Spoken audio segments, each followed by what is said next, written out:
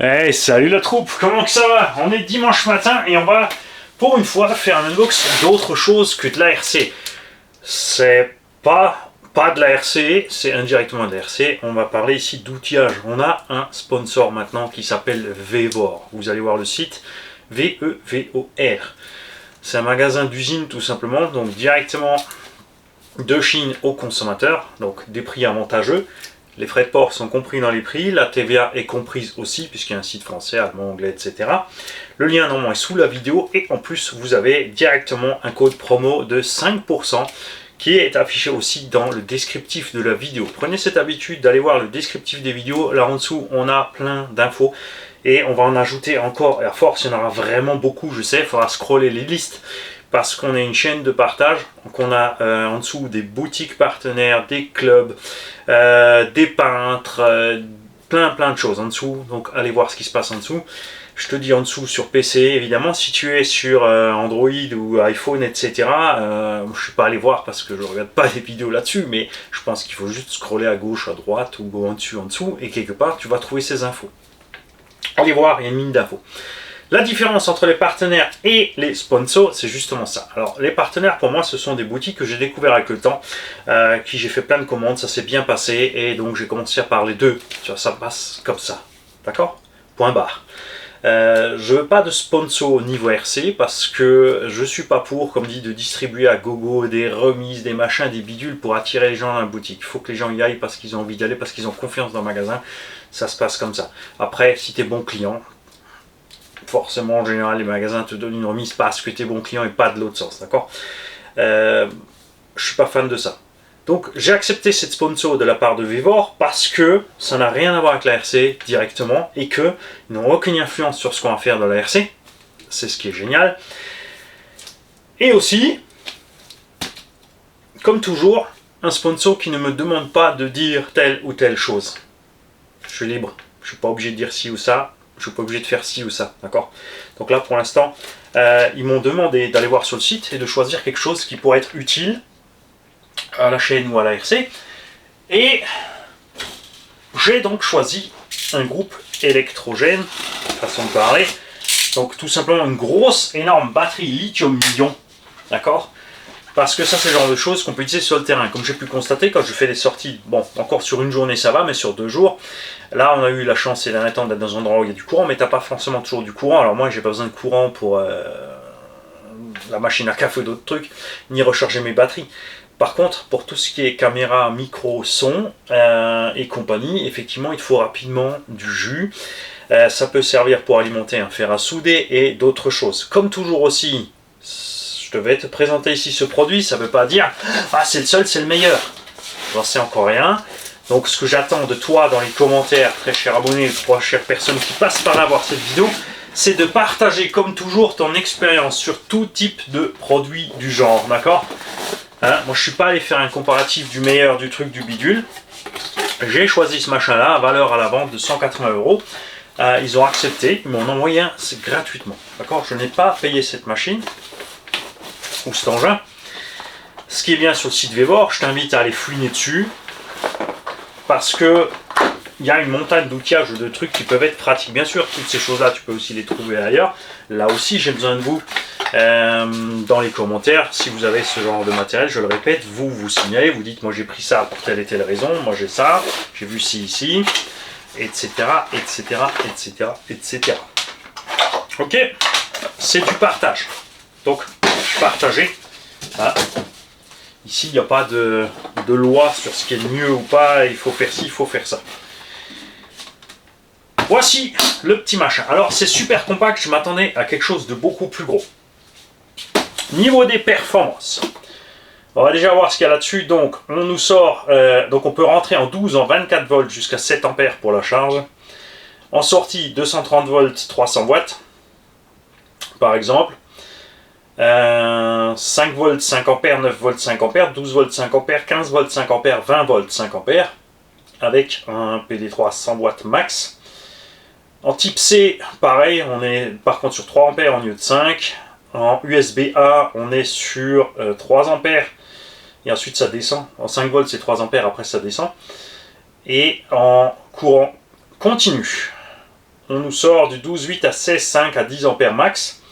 Donc ça par exemple c'est le genre de truc qu'on peut utiliser pour mettre un chargeur dessus. Parce que évidemment si tu prends un chargeur de 120 volts pour le brancher là, tu as une perte. Puisque tu sors ici du 220 pour retourner en 12 volts derrière au chargeur. Donc tu sors directement en 12 volts de ton chargeur.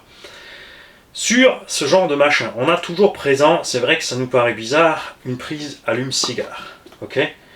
C'est le truc un peu étrange, mais c'est parce qu'il y a encore énormément d'outillages de camping et de machins, de petits frigos et tout, qui sont prévus avec des prises allume-cigare. De plus en plus d'outils modernes sont prévus avec une sortie allume-cigare USB. D'accord ? C'est prévu pour faire les deux. Ça, avec le temps, c'est sûr que ça va disparaître.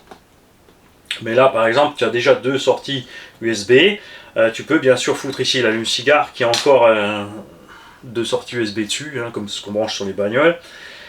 Tu as ici des sorties en courant continu. 12 à 24 volts. Et ici 12,8 à 16,5. Ici, c'est en 10 ampères. Et là, ça c'est l'input. Pardon, ça c'est l'entrée. Donc ça va être pour la charge. Très certainement. Donc là-dessus, on pourra charger solaire. On pourra charger avec ce système de transfo. On va voir comment ça fonctionne. T'as pas lu la notice, Fanny? Non, un minimum de logique, on va essayer d'avoir, d'accord? Clairement, ici, il y a des touches pour alimenter les sorties, et ici, nous avons la touche mise en route. On va voir ça, il est déjà chargé donc à 69%. T'inquiète, je vais quand même te lire la notice pour te donner les capacités du machin. Sur le côté, là, on a une petite lumière. Ouh la vache. Ouh, pinaise. Ça, il ne voit plus rien. Qui a regardé dedans. On a bien sûr un ventilo de côté pour le refroidissement. Ce sont bien sûr des batteries, même si les lithium-ion c'est costaud et fiable. N'hésitez pas à planquer ça du soleil. Hein. Tu ne vas pas laisser ça en plein soleil dans la bagnole. Si tu le stockes uniquement quelque part, la chose simple à faire, c'est d'acheter un petit sac glaciaire pour le ranger dedans. Quand tu t'en sers pas, évidemment, quand il charge ou quand il sert, tu ne le laisses pas dans le sac. C'est sûr. Alors, voyons voir un peu cette histoire. On a un câble d'allume en 220. Ok, pour aller là-dessus. Ensuite, on nous donne un petit transfo. N'oublie pas aussi toujours, tu vois ici, c'est alimenté ou pas. Ça t'indique chaque fois ce qui est alimenté ici en fonction de ce que tu fais. D'accord ? Tu ne vas jamais ici allumer ici par exemple une des sorties et brancher un câble dans la sortie où il n'y a rien au bout. Bien sûr, tu vas te dire hey, mais c'est sécurisé. Mais aussi vite c'est sécurisé, aussi vite il t'arrive une bêtise. Ça, je vous en parle parce que il y a quelque chose que je vois beaucoup trop souvent en RC. Ce sont des gens qui branchent les prises de charge sur les batteries dans le vide. Quand ça se touche, c'est mimi, c'est rara, c'est la même merde. Donc tu branches toujours d'abord ta source à charger et ensuite tu vas te brancher sur la lime. Tu laisses jamais deux câbles se balader sortis de la lime, d'accord? Tu fais pas le touillon avec ça. Donc a priori a fortiori c'est relativement simple. Tu branches ça sur le secteur et tu vas ici charger la bête, d'accord? Là c'est une entrée, ça veut dire que même si je branche ici là-dessus bien sûr, il n'y aura pas de courant. Hein? Ça c'est sûr. Et ça va être la même chose pour aller le charger par l'allume-cigare. Quand tu vois le câble, c'est balèze. Hein? Donc ça c'est pour aller de ce sens. Et comme je l'ai dit avant, tu vas pas aller mettre ça là-dedans, aller mettre du jus et attendre de faire une couille. Bien sûr, il y a une protection dessus, mais tu fais gaffe. C'est très vite arrivé d'avoir un souci avec ce genre de choses. Au fur et à mesure, on fera différentes demandes à Vevor pour avoir différents matériaux qu'on pourra vous présenter. Celui-là, je le garde jalousement pour moi. Ah bon, je dis ça maintenant. Si j'en ai pas vraiment l'utilité, vous savez très bien ce qui va se passer avec. Ou au bout des tests, 6 mois, 1 an. C'est pas le genre de choses évidemment qu'on va endommager. N'est-ce pas? Déjà, vous savez que je suis pas un fan de charge rapide pour tout ce genre de choses. Ce truc-là nous sort 296 Wh sous 20 ampères, 14,8 volts. Évidemment, quand tu vas monter le voltage, tu vas chuter les autres choses. Hein. C'est sûr. Alors, est-ce qu'on a quelque part l'indication de milliampères total contenu dans ce machin. On a les watteurs, mais on n'a pas la capa. On n'a pas la capa puisque selon que tu utilises du 12, du 24 ou du 220 volts, évidemment tu utilises plusieurs packs de batterie lithium-ion en parallèle ou en série. Et du coup, c'est pour ça qu'ils ne peuvent pas te parler de stockage. Ils auraient dû le mettre alors dans chaque configuration, en 12 volts en a tant et tant de stock, en 220 volts en a tant et tant de stock, etc. etc. C'est pour ça que tu as uniquement ta petite puissance en wattheure. Attention, elle est en 24, donc évidemment en 220 volts, tu en auras moins. Ça coule de source. L'appareil a donc un niveau de batterie, il a un niveau de température. On a une alerte température si ça surchauffe. On a toutes les indications justement d'entrée et de sortie, ça c'est ce qu'on a vu. On a un temps de charge par défaut, il se met automatiquement en cut-off après un moment. Si tu n'utilises pas une sortie en dessous de 2 watts, donc en dessous de 2 watts de consommation de la sortie au bout d'une heure, ça se met automatiquement en veille. Avec le chargeur mural, il nous faut 6 à 7 heures de charge. Et ce petit chargeur mural, il nous sort combien? Alors, entrée 100 à 240 volts, 1,6 ampères max, et il nous sort 20 volts, 3 ampères.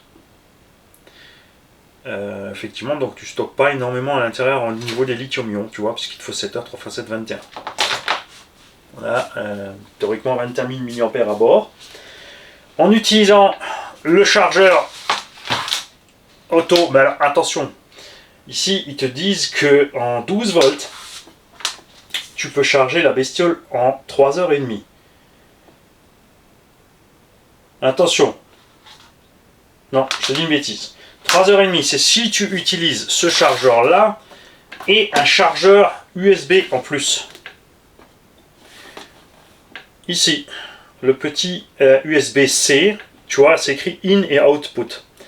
Donc ici, il te faut un chargeur USB-C qu'il faudra acheter à part. Donc en utilisant deux chargeurs, tu peux le charger en 3h30. Est-ce que c'est vraiment utile? Pour moi, personnellement, non.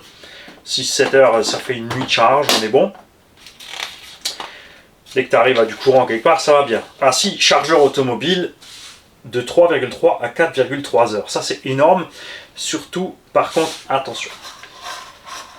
Ça sera possible si ton allume-cigare de ta voiture peut sortir un max de jus. Donc il y a différents... Les véhicules modernes évidemment ont des allumes-cigares beaucoup plus balèzes, 3 ampères ou plus encore maintenant. N'oublie pas, si tu as une Super 5 ou un Renault Express ou une 205, sur l'allume-cigare il y a 1 ampère. Ça va être plus long, d'accord? Tu n'oublies pas aussi que quand tu mets ça sur le véhicule, l'idéal c'est que le véhicule roule. Si tu fais ça à l'arrêt, tu vas vider ta batterie d'alimentation du véhicule, et surtout que la plupart des véhicules modernes vont se mettre en coupure. Ils vont te mettre ça à l'arrêt au bout d'un certain temps. Tu peux pas juste laisser brancher un cigare et charger toute la nuit. Ça ne fonctionnera pas. Le véhicule se met en veille. Donc ça, il faut le penser aussi. Donc l'idéal, ça sera bien sûr en roulant. Donc dans le cas d'un modéliste, c'est relativement simple. Si tu sais que tu as 1 heure ou 2 de déplacement pour aller sur ton site, ta batterie par exemple là déjà à 70%, et ben tu vas brancher ça pendant que tu roules sur le site. Tu branches, tu roules et tu recharges pendant ce temps ton truc. Moi c'est ce que je vais faire. Je vais installer ça fixe dans le véhicule pour pouvoir, je vais juste pouvoir le poser et le brancher. Le câble est relativement court, tu me diras, bon après ça suffira pour aller derrière le siège avant par exemple. Donc de laisser brancher ça quelque part. Il y a aussi beaucoup de véhicules de nos jours qui ont des allumes-cigares sur les sièges arrière et dans le coffre, d'accord. Donc tu peux brancher ça fixe pour que dès que tu démarres ton véhicule, en fait, tu sois tout le temps en train de le charger et le trimballer tout le temps. Mais tu feras gaffe au soleil, évidemment. Hein. Tu feras gaffe. On peut le charger avec un panneau solaire de 120 watts en 3 à 4 heures, en passant aussi ici par ce input là, 12 à 24 volts. On te dit par exemple que tu peux recharger un téléphone, un iPhone une 50aine de fois, dépendant du modèle, plus ou moins. Qu'on peut utiliser une lampe de 20 watts pendant 13 heures. On peut recharger 10 fois un drone, ça dépendra de la taille du drone, c'est un peu aléatoire ces trucs là. On peut recharger un ordinateur portable de 60 watts en 4 heures ou l'utiliser pendant 4 heures. Donc les gens qui sont accros du gaming sur le terrain, par exemple, hein, le jour ils ont le solaire, la nuit ils ont le machin, non-stop les gars. Un ventilo, Un mini frigo, ça c'est utilisé bien sûr beaucoup en camping. Dans mon cas, je vais utiliser quoi? Un mixeur pour faire mes milkshakes et de quoi charger la caméra, ce genre de choses. Sur le terrain, on avait par exemple au Val d'Argent la troupe de Paris qui nous a ramené RC Patapouf, donc à savoir, sur le coup j'ai oublié vos pseudos les mecs, aïe aïe aïe aïe, j'ai oublié vos pseudos, donc ils sont venus avec un groupe comme ça qui a alimenté carrément une Senseo, ou pas une Senseo, la machine à Georges Clooney là, pour se faire leur petit délire, pour avoir leur petit café, leur expresso à bord. Donc, je le répète, tous ceux qui ont déjà de l'expérience avec ces machins-là, qui les utilisent pour autre chose, que ce soit pour le camping ou pour d'autres trucs, vous signalez. Si par exemple tu as une chaîne et tu es spécialisé dans contacter toutes les grandes boîtes pour gratter du matos pour le tester, et que c'est le but de ta chaîne, et que tu as déjà de l'expérience avec ce genre de matériel, et que tu par hasard tu tombes sur la chaîne RC Garage, ou que tu fais de la RC en parallèle et que tu as ta petite chaîne là, déjà tu nous signales que tu as une chaîne où tu présentes des matériaux comme ça, bien sûr. Après, je me méfierai toujours des chaînes qui font ça parce que comme elles grattent du matos partout gratuitement, elles vont toujours aller dans le bon sens pour avoir encore plus de matériel, sinon elles ne peuvent plus rien présenter. Contrairement aux gens qui vont acheter le matériel. On a par exemple Baboon qui a acheté du matériel Lidl ou Parkside, il a tout payé lui-même, donc il fait une vidéo réaliste. Comme moi avec les RC, j'achète pas caisse, je t'en parle et voilà.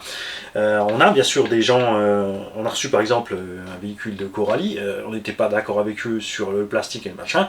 Résultat, ils nous en ont pas envoyé plus derrière, c'est le jeu. Il y en a, ils vont toujours aller dans le bon sens pour avoir toujours plus de matériel. Ce qui n'est pas le cas ici, vous le savez. Là, évidemment, on ne prend pas de grands risques puisque c'est une grosse batterie de stockage qu'on va utiliser, comme je l'ai dit, pour la caméra essentiellement.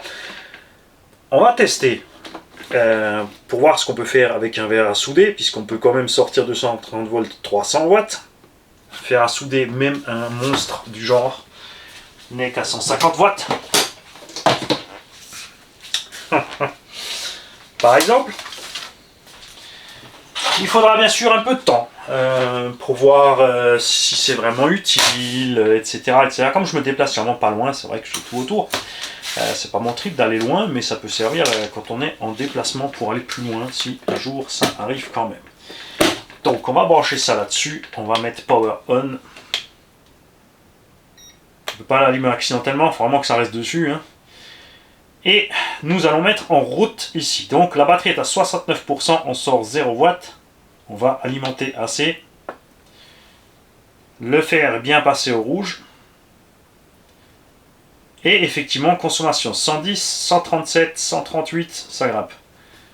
On va laisser ça un petit peu comme ça. Et il te donne une estimation du temps d'utilisation possible de la machine. Je vais m'approcher parce que là tu vois rien forcément. Il faut faire gaffe avec le fer à souder, bien évidemment. Hein, on va pas ça sent. Je vais me tatouer le cul dans une minute, tu vas voir. Le temps affiché ici était le temps d'estimation d'utilisation de l'appareil avec ce qui est branché dessus. Donc il nous a donné 99 heures, donc, ou plus, parce qu'il n'y avait rien. Okay, là maintenant il te dit qu'à 136 watts avec la consommation actuelle et l'état de batterie actuel, il te reste 1 heure. Donc tu vois, tu peux pas souder non plus des plombes. On va voir combien de temps il va falloir pour bien chauffer ce fer. Après celui-là il est mortel. Hein. Ce fer il chauffe à rouge au bout et il me sert pour souder vraiment les grosses cosses. Ou sur le terrain, c'est très pratique d'avoir un fer balèze sur le terrain parce que le moins de petits courants d'air va te poser problème. Donc on va le laisser chauffer un petit peu. Hop.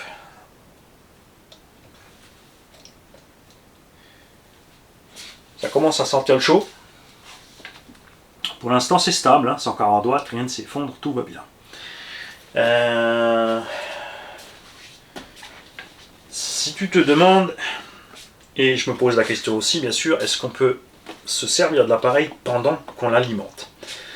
Ça généralement c'est pas bon pour les appareils. C'est toujours aussi, par exemple sur les PC portables, on te dit l'utilise pas pendant qu'il charge.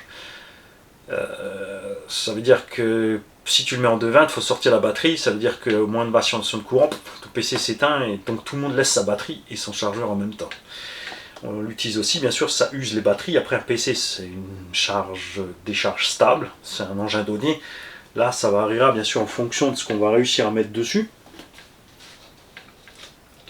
Vous en faites pas, c'est normal, il met toujours du temps à chauffer le bébé. Ça commence à venir. Ouais. On va attendre.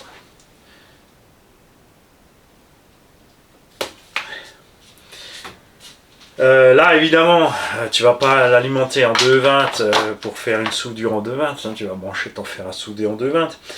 Le laisser sur l'allume-cigare du véhicule, laisser tourner le véhicule pour machin de ton fer à souder.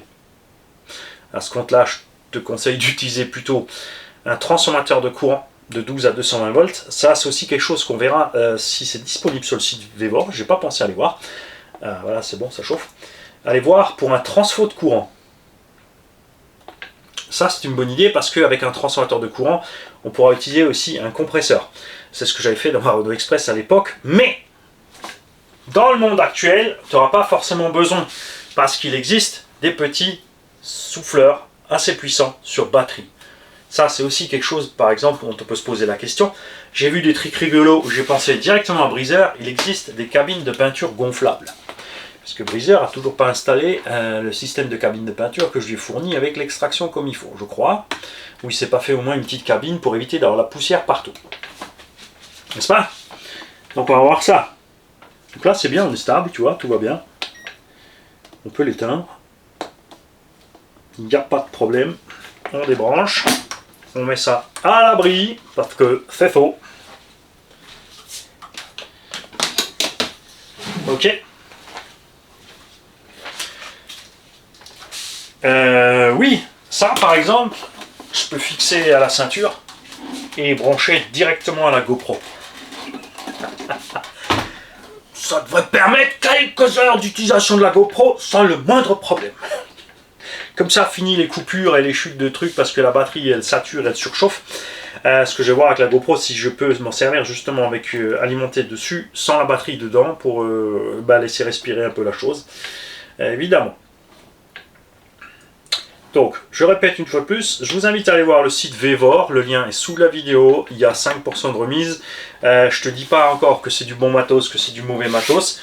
Moi, c'est pour la RC. Donc pour la RC, évidemment, quand j'ai une visseuse, une perceuse, elle n'a pas besoin d'être hyper performante. Si toi, tu cherches du matos pour aller démonter un bunker, et que tu me dis, ouais, j'ai acheté un Iltis sur le site Vevor parce que t'as fait la pub et j'ai de la merde.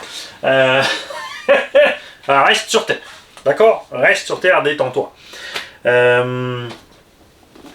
Si tu as le temps, si jamais, aussi par exemple, tu vois du matos qui te plaît, je t'invite aussi à aller voir quand même, par exemple, Weldom, Lidl, etc., voir un petit peu ce qui se passe chez eux en concurrence en outillage. Bien sûr, c'est orange. Moi j'aime bien l'orange, ça me plaît, les outils orange et noir, ou rouge et noir. Ça peut bien tomber, on verra ça. Qu'est-ce que j'ai encore vu? Je suis pas allé voir ce qu'ils font. Bon, après des lampes, t'en as de partout, de toute façon ça sert à rien. Mais oui, visseuse, perceuse, clé à choc, tout ça, je suis pas allé voir.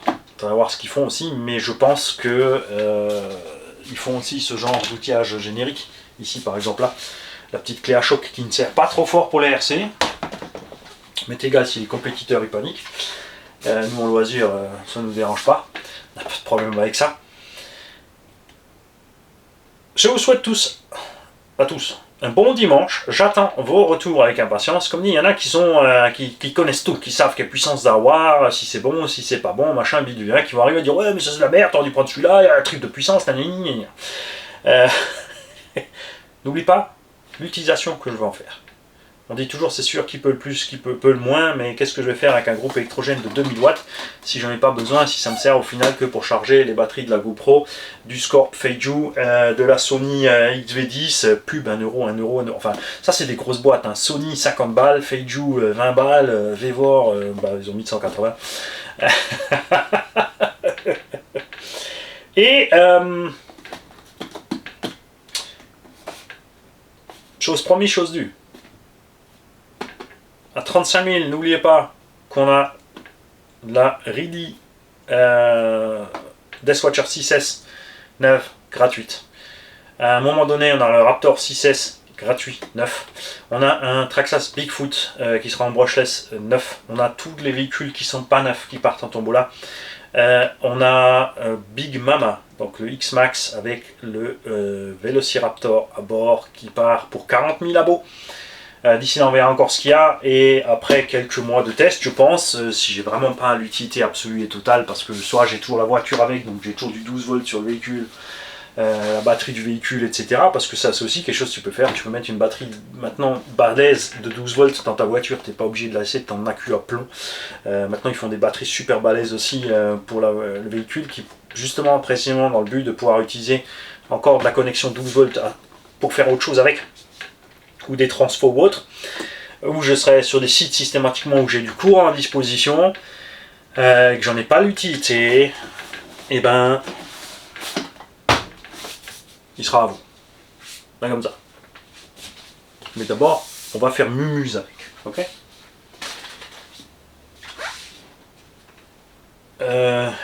Autre chose.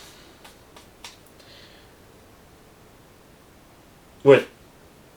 Parlons des sponsors, donc évidemment, oui, j'aurais pu faire aussi, par exemple, Norton et CyberGhost et compagnie. Mais j'ai pas envie non plus de. Tu vois, après, tu fais ta petite pub là pour le truc, au milieu tu le poses dessus, tu parles du site et machin bidule. Quand je vois ça sur les autres vidéos, je dois dire, ça m'ennuie un peu. Après, c'est pratique parce que ça te dérange pas et que eux, ça les finance. Est-ce que je vais me lancer là-dedans? Est-ce que je vais y penser? J'ai juste envie de m'amuser avec mes RC, c'est le plus gros problème, je pense, de cette chaîne.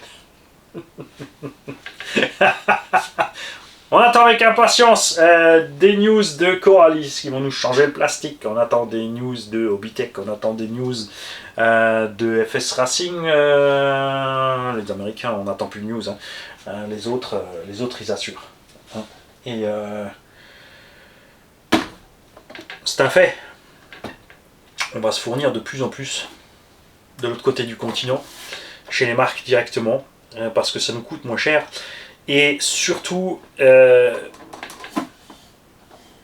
tout le matos ici que j'ai à Zat, je n'ai rien qui ne soit pas fiable. N'est-ce pas? Avant on achetait allemand, mais ça c'était avant. Salut, bon dimanche les kikis. À bientôt pour d'autres vidéos. Alors je vais pas, vous en faites pas, on va pas unboxer toutes les semaines ou tous les mois du matos de chez Vevor. Détendez-vous, ça va bien se passer. Hein. Comme dit, je le répète, allez voir le site, dites-moi ce que vous en pensez, qu'est-ce qui pourrait être intéressant au niveau RC, sortie RC, outillage. Global, juste comme dit, le centre d'intérêt étant la RC. Hein. Tu vois un peu ce qu'il y a, t'oublie pas le code promo en dessous. Il est à disposition, donc autant qu'on en profite, enfin que vous en profitiez. Et tu verras la vidéo en midi en allemand et peut-être ce soir en anglais, on verra ça, donc tu paniques pas. Tu me diras, ça sert à rien, Mani. Tu le dis toujours sur la vidéo française, mais si le mec il tombe sur la vidéo allemande et il panique, il fait quoi? Il ne le saura pas. S'il n'est pas assez malin pour cliquer sur la chaîne et voir les 8000 autres vidéos, je peux rien faire pour lui.